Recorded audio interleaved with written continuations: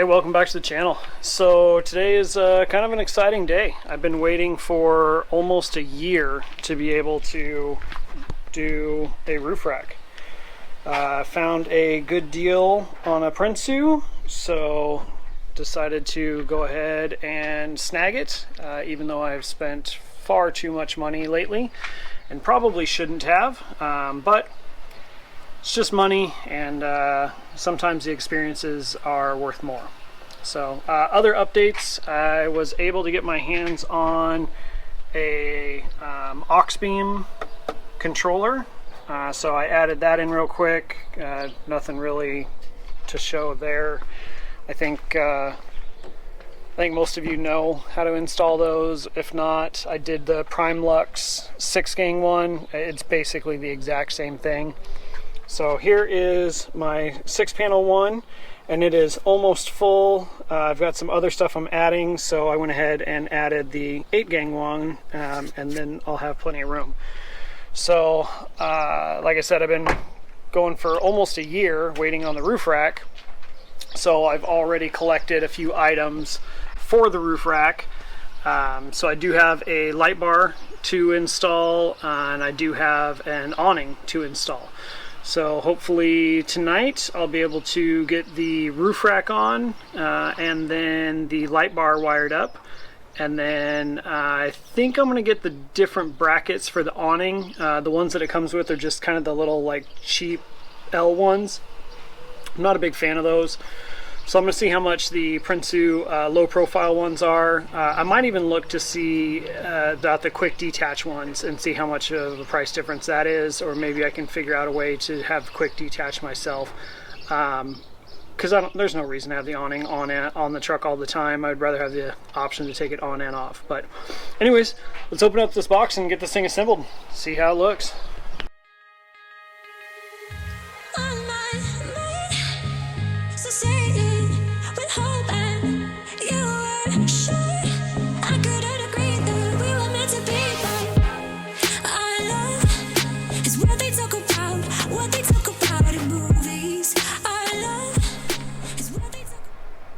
Got it all unboxed and laid out here. So what I've done is basically laid it out the same way that it's going on the truck, so once it's done we can just lift it up, set it straight up on the truck. So moving from the front, you have weather stripping, the silver crossbar that goes behind the wind fairing obviously, and then you have 6 crossbars, well technically 5, and then the back piece, they're all the same, so 6. And then a right and a left side piece. So there are 2 of these Torx bolts that hold on each crossbar. So I've just kind of gone through and staged them next to them. So what I'm going to do is I'm basically just going to put all of the crossbars in these long slots for now and just make them centered and just put them in the center all the way down, and then I'll utilize the front and rear bars to really kind of line it all together. The other thing that I'm going to do is it comes with some thread locker to kind of Loctite everything together and make sure it doesn't rattle apart.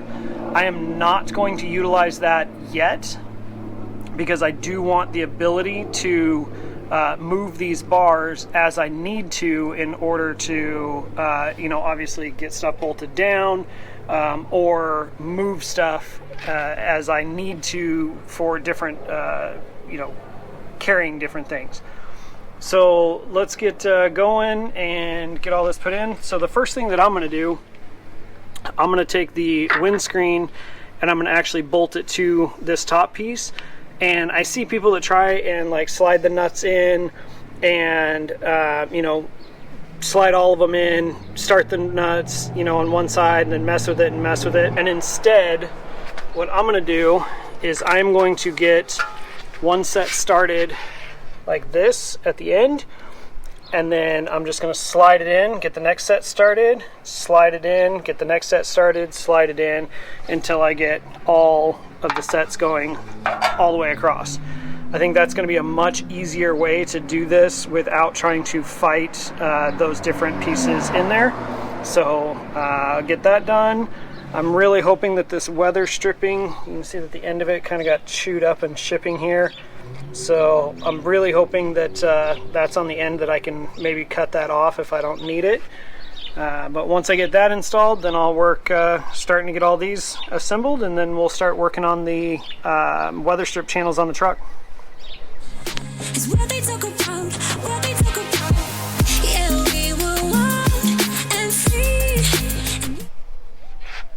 Something to make note of here is that when you see these little pieces that go in the T-track, a lot of people will want to put that nub down because it just seems more natural to put the screw in from that side and suck it up tight.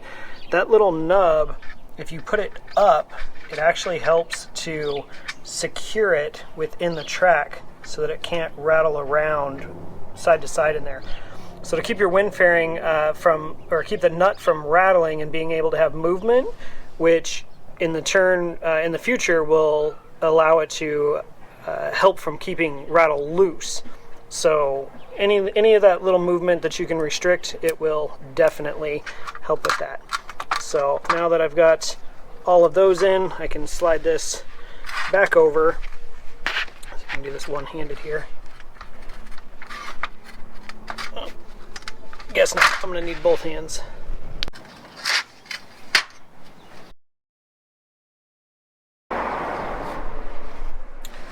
Alright, now that the screws are all in the windscreen, I'm going to go ahead and put the trim on next, just so I don't step on it and get it all messed up. When you go to put the trim on, as you look at it here, you can see that there's an edge that has like this rubber circle part to it, and then there's a part that has the opening that goes on the wind fairing. The circle spongy part you want to go down. If you don't know which way is up, as you can read the logo correctly, that is up on the left hand side. So you're going to want this to go down, so this actually needs to go in this direction. So we're going to start over here and work our way across, and then, like I said, hopefully get that bad end over there cut off. Once you get it all on there, make sure it's firmly seated down in there so it won't ever come off. So we'll get that done, get these crossbars started.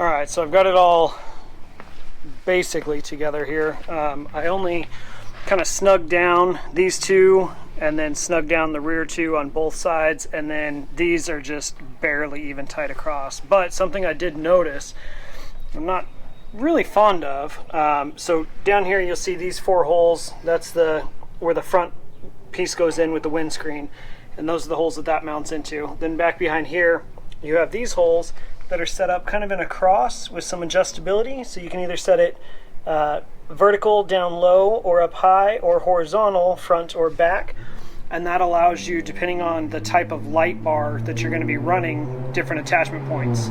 Once the attachment points and everything are in there with this one, as you move back, now you have 1, 2, 3, 4, 5 slots, but you only have 4 crossbars left by the time you get the front and the rear done. So this spot here in the middle is actually empty and doesn't have a crossbar, and I don't really like the way that looks. I think I have some extra crossbars. I'll have to check on hardware. If I have some extra hardware and I still have those extra crossbars, then I'll probably add one in there, or depending on how my light bar mounts up, I may move that one back over, however I need to. So anyways, just something to take note of there. I think now we're ready to get up into the trim. So as we look into the drip trim here, basically you're going to grab it from the front. It's probably best if you get under it with a trim tool. See if I can do it with my fingers here. Let me grab a trim tool. All right, try and keep you out of the glare here. But if you can get a trim tool, you just get under there, and then it should just kind of pop right up there. So real nice and easy. You just want to lift up on it. You'll see the weather stripping sealant under there. Just pull nice and gentle. If you have a heat gun, you can run the heat gun on there, which is probably what I'm going to do. It's a little bit chilly out today. So I'll run a heat gun under there and get that nice and pliable and get that lifted up. And then we'll find our bolt holes and start taking some measurements. And then in that weather stripping, there's actually a metal core to it. So I'm going to see what we have to do to notch out that core for the spacers without causing too much damage or opening up an area for potential leaks. So I'll get back to you on that when we get there. But for right now, we'll get that done.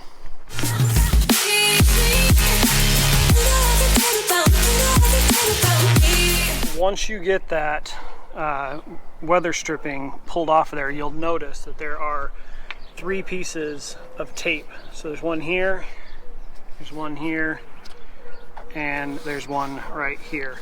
So underneath of that tape is where your bolt holes are for your roof rack. So there's 2 in the rear, 1, 2, there's 1 in the middle here, and then 2 in the front. Now you can just peel the whole tape off and open up and expose the holes that way. I am actually going to take a small X-Acto and cut just the holes out to try and help keep any moisture from getting down in there. And the way that we're going to mark those holes for the weather stripping is basically, I'm going to take the piece here, I'm going to line it back up in the rear. We're going to come down, and then once I have those holes opened up and exposed, I can lay this in here and just basically peek right under there where the holes are. And I have a little paint marker touch-up pen for my truck that's white. If you have any other paint marker, Sharpie, anything like that that you can see, we can put a couple little marks right where the holes are to where we'll know where we need to drop those holes in, to where you'll be able to make those openings for the spacers. So for anybody that isn't familiar, the spacers that I'm talking about are these ones right here. I haven't even opened the bag yet. So it's these giant, I believe they're aluminum, they may be plastic, but they're big spacers that go all the way down in there like this, and then the roof rack sits on top of it, and then the bolt goes through, and that's what bolts it down to the roof of your vehicle. So go ahead and get that all marked out, and we'll figure out how we're gonna cut that out of there. All right, so I used the paint pen and marked our locations there, and then here are those spacers. So if we're looking at the spacer in comparison to that track, let me get you a better angle here. So if we're looking at it in comparison to that track, there's not a lot of that left. Looking at the bottom of it, there might only be some of this edging that's left here. So I think what I'm going to try and do is basically I'm going to cut everything out from the bottom, basically take a knife and cut right along here for the width of that spacer, and then I will take some tin snips and cut across this way and just take out that small section for that spacer. See if that'll do it. I'm going to try it with this middle one first. If it works well for that one, we'll move on to the other ones.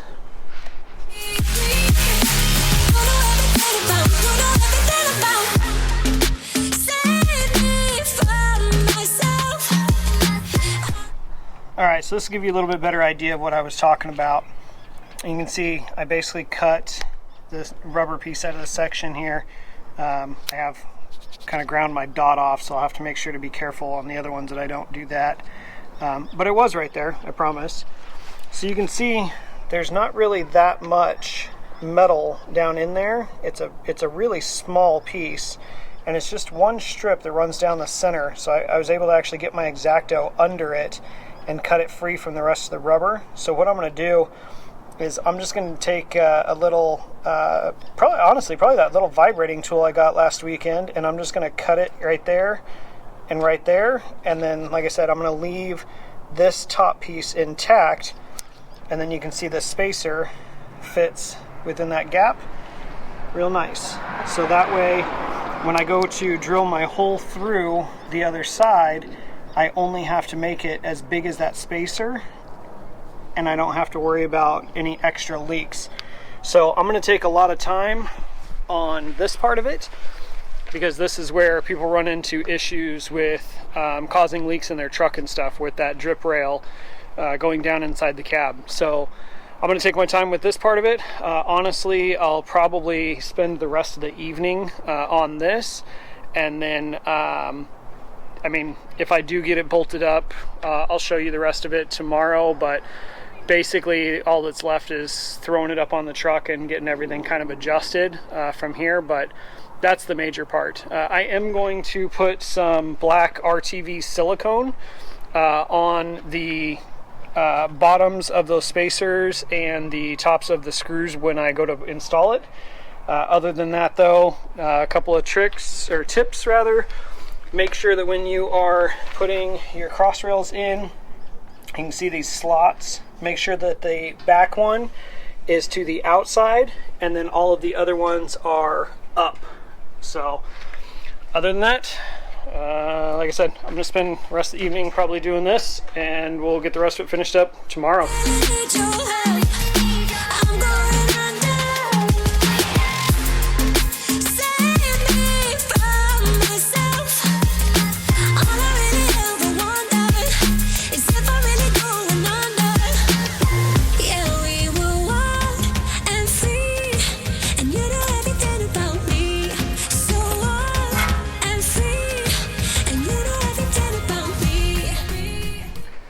Good morning. So it is the next day. As you can see, we got the roof rack on.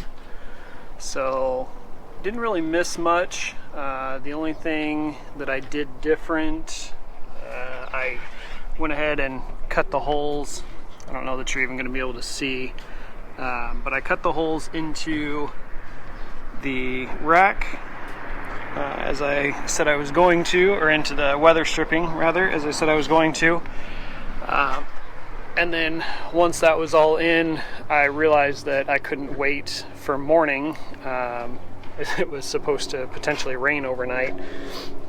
So I went ahead and I used some ultra black RTV silicone, and basically there are two layers when you go through there. So there's the top layer of the outer skin of the roof, and then it's the secondary layer that actually has the threads in it for the bolts.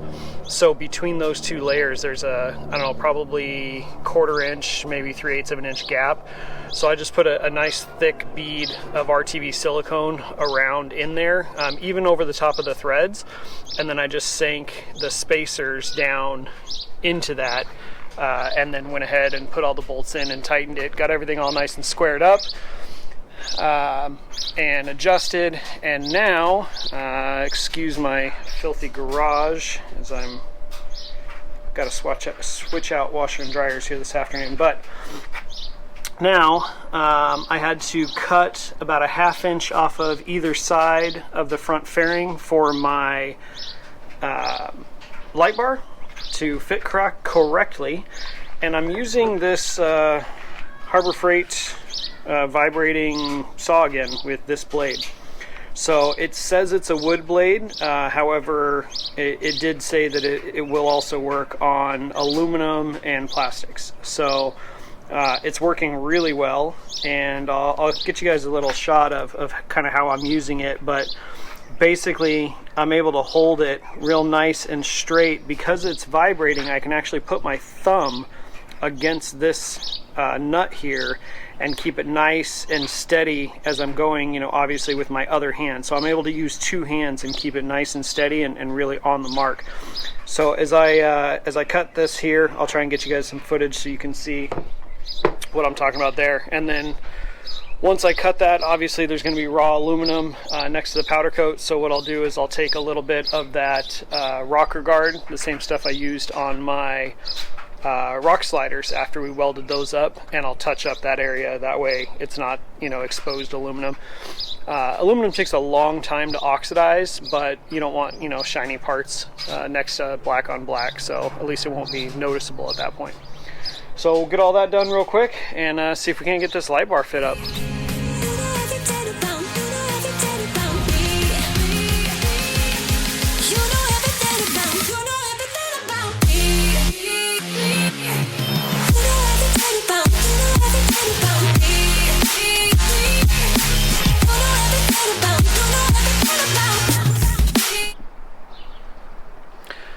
Alright, so I know it kind of ended where I was talking about the wind fairing, all that stuff on the last section there. So that last section was actually a few weeks ago. I ended up running into a lot of issues with the light bar. Nothing against the roof rack or anything like that. It was the light bar that I had was not designed for necessarily my truck. The ones that they recommend for the Tacomas and everything are like a 40-inch or a 42-inch light bar or something like that. This one was actually a 43-inch light bar, and it came down to the wiring. So let me show you here. When dealing with the wiring, I ended up having to, this was the first notch that you just watched me make that came up. I ended up having to make a second notch and then another little hoop to avoid any interference with the wires. The other thing that I had to do that you may notice different is I had to order this piece of 1x. So you can order these as well as, you know, if you want different crossbars, anything like that, from T-Nuts. I will put a link below. But that allowed me to get this clearance needed in order to get the light bar down low enough to sit under the wind fairing and down low enough that it needed to be under the rest of the roof rack. So now that allows me to have the bars evenly spaced in all the slots, avoiding the issues that we were talking about previously about one of the bars missing. I also found out through doing a little bit of research that the reason that the one bar isn't in there is for the vehicles with the sunroof.